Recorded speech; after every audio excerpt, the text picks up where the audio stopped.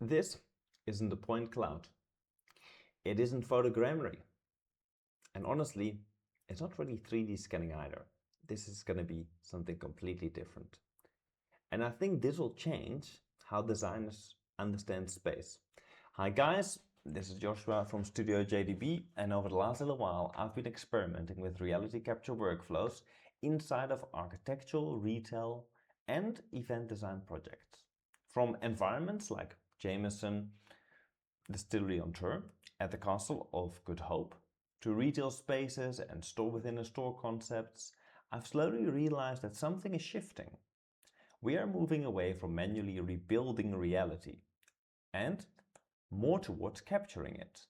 Most traditional workflows rely on photographs, measurements, point clouds, or manually rebuilding geometry.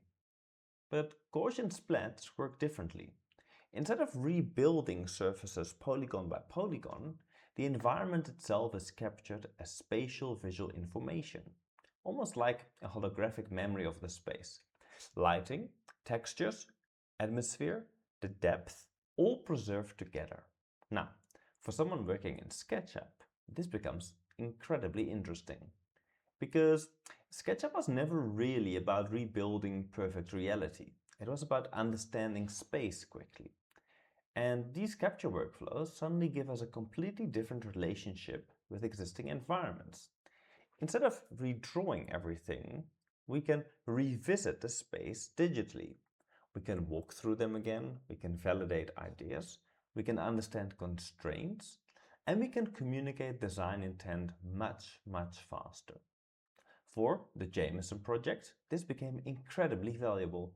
We were working inside a historic environment with complex circulation, temporary structures, arches, lighting conditions, and very fast turnaround times.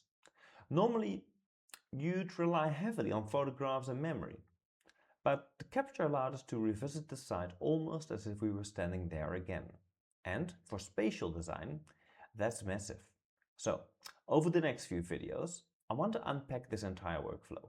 We'll look at the hardware, the software, how this fits into real design workflows, how we're using it in retail and events environments, and where I think all of this is heading. Because honestly, I think reality capture is going to change spatial design far more than most people realize. If this kind of workflow interests you, subscribe to the channel. There's a lot more coming this week. And on Saturday, I'll show you how to start experimenting with this kind of workflow without spending a fortune. Have a great one. Thanks for watching.